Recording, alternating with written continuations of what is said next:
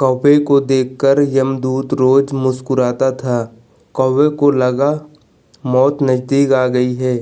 उसका मित्र गरुड़ उसे हजारों योजन दूर ले गया, लेकिन वहाँ खुला यमदूत की मुस्कुराहट का रहस्य। एक कौवे को देखकर यमदूत रोज मुस्कुराता था। कौवे को लगता था मौत नज़दीक आ गई है। उसका मित्र गरुड़ उसे हजारों योजन दूर ले गया, लेकिन वहाँ खुला यमदूत की मुस्कुराहट का रहस्य। 6 वर्ष पहले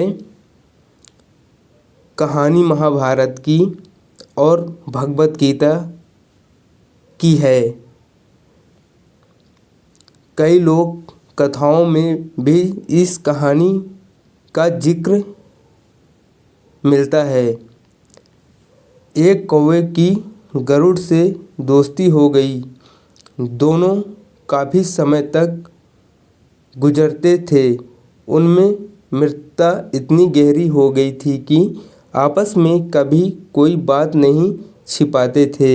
एक दिन दोनों एक नदी के किनारे पेड़ पर बैठ बात कर रहे थे। तभी एक यमदूत उधर से गुजरा। वो कौवे को देखकर मुस्कुराया। गरुड़ और कौवे ने उस यमदूत को अनदेखा किया और अपनी बातों में लग गए। लेकिन अगले दिन फिर वही हुआ। दोनों बातें कर रहे थे, तभी वो ही यमदूत फिर उधर से गुजरा। वो फिर कौवे को देखकर मुस्कुराया। इस बार कौवे को कुछ शंका हुई। उसने गरुड़ से कहा कि ये यमदूत मुझे देखकर कल भी मुस्कुराया था और आज भी वैसे ही मुस्कुराया। कुछ गड़बड़ है। हो सकता है मेरी मृत्यु आने वाली है। गरुड़ ने उसे समझाया कि ऐसा कुछ नहीं है, ये एक संयोग भी हो सकता है। तुम चिंता मत करो, 2-3 दिन और ऐसे ही निकले। रोज यमदूत कौवे को देखकर मुस्कुराता। अब तो कौवे को यकीन हो गया कि निश्चित ही मेरी मौत नज़दीक है। उसने गरुड़ से कहा, मित्र, मैं मरना नहीं चाहता, लेकिन ये यमदूत जरूर 1-2 दिन मेरे प्राण निकाल ले जाएगा। ये रोज ही मुझे देखकर मुस्कुराता है। और गरुड़ को भी लगा कि वो हो सकता है कौवे का शक सही हो। उसने कौवे को धैर्य बंधाया। गरुड़ ने कौवे से कहा, तुम चिंता मत करो मित्र, मैं तुम्हारे यहाँ से इतनी दूरी ले जाऊँगा कि ये यमदूत तुम्हें दिखाई ही नहीं देगा। गरुड़ ने कौवे को अपनी पीठ पर बैठाया और उस जंगल से हजारों किलोमीटर दूर कैलाश पर्वत पर ले गया। दोनों को अब यह डर नहीं रहा कि यहाँ कोई उन्हें परेशान कर सकता है।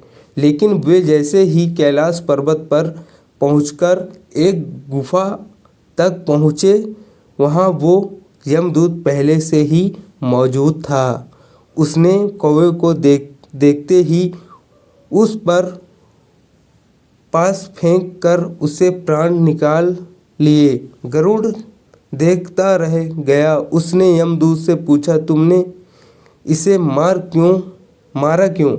यमदूत ने कहा कि इसकी मौत इसी समय लिखी थी, इसीलिए इसके प्राण निकाल लिए।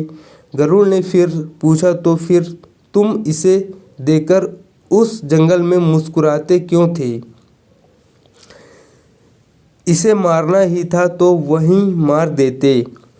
यमदूत ने जवाब दिया, इसकी मौत कैलाश पर्वत पर ही लिखी थी, लेकिन 4-5 दिन पहले इसे उस जंगल में देखकर मुझे ये आश्चर्य हो रहा था कि ये इतने कम समय में वहाँ पहुँचेगा कैसे, क्योंकि इसके पंख भी छोटे हैं और ये लंबी उड़ान भी नहीं भर सकता तो हजारों योजन दूर कैलाश तक ये पहुँचेगा कैसे। यही सोचकर मैं रोज मुस्कुराकर गुजर जाता था, लेकिन भाग्य देखो कि तुम इसके परम मित्र ही इसे यहाँ तक इतने कम समय में ले आए। कहानी की सीख। जीवन और मृत्यु भाग्य की ही बात है।